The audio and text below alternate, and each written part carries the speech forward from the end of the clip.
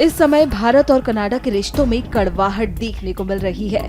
दरअसल खालिस्तानी आतंकी हरदीप सिंह निज्जर हत्याकांड के संदर्भ में भारत व कनाडा के बीच चल रहा कूटनीतिक विवाद काफी गंभीर रुख अख्तियार कर चुका है। सोमवार को नई दिल्ली स्थित कनाडाई उच्चायुक्त को समन कर विदेश मंत्रालय बुलाया गया और उन्हें इस बात पर फटकार लगाई गई कि कनाडा में भारतीय उच्चायुक्त और उच्चायोग के अधिकारियों को निज्जर हत्याकांड से जोड़ने की कोशिश की जा रही है। साथ ही कनाडा में भारतीय राजदूतों को भी वापस बुलाने के लिए आदेश दे दिए गए हैं। ऐसे में कनाडा में पत्रकारों ने भारत और कनाडा के खराब हो रहे संबंधों पर चिंता व्यक्त की है।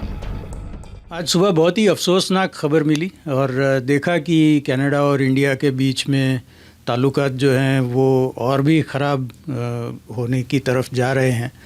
अब तो मुझे लगता है कि एक ही स्टेप बाकी है कि डिप्लोमेटिक रिलेशंस टोटली बंद ही हो जाएं। उम्मीद करते हैं कि ऐसा ना हो, क्योंकि यहाँ भी बहुत सारे इंडो कैनेडियंस रह रहे हैं और ट्रेड के हवाले से भी बहुत ही गहरा ताल्लुक़ है दोनों कंट्रीज़ के बीच में। और ये जो मसला है इसको कैसे सुलझाना, ये मुझे तो लगता है कि कोई थर्ड फ्रेंडली कंट्री बीच में आके इंटरवीन करे तो ही हो सकता है, क्योंकि दोनों तरफ जो स्टांस है वो काफ़ी हार्डन हो चुका है। और सामने ट्रूडो साहब पार्लियामेंट में भी काफ़ी मुश्किल में है और उनके कॉकस में बहुत सारे एमपीज़ ने उनके ख़िलाफ़ बगावत भी की है।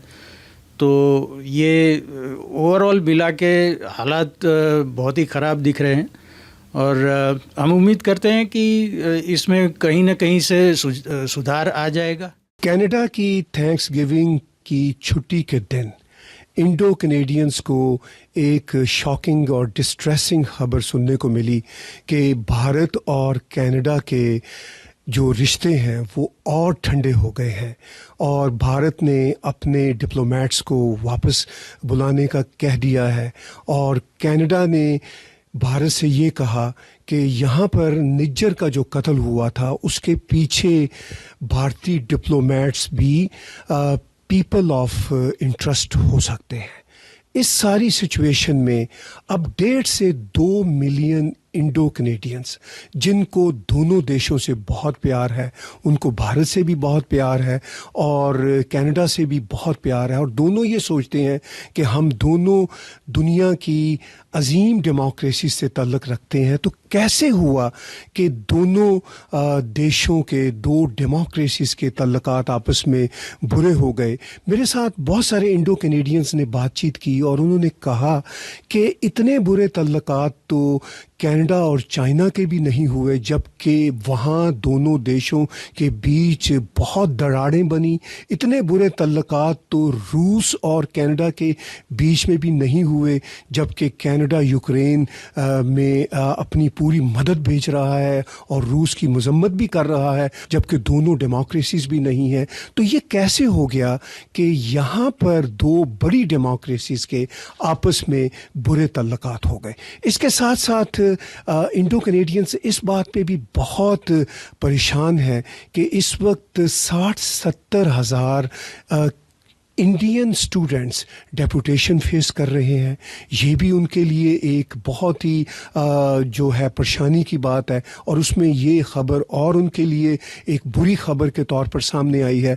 फिर इसके साथ साथ इंडो कैनेडियंस से जो मेरी बात हुई तो वो ये भी कहते हैं कि क्या इसका कारण कनाडा के इलेक्शन सीज़न की वजह से है, क्योंकि अगले कुछ महीनों के अंदर कनाडा के इलेक्शन एक्सपेक्टेड हैं, या फिर क्या कनाडा के प्राइम मिनिस्टर जस्टिन ट्रूडो की अपनी लाइकिंग या डिसलाइकिंग की वजह से कुछ ये बात और बिगड़ती चली जा रही है, या उनकी ईगो का मसला है।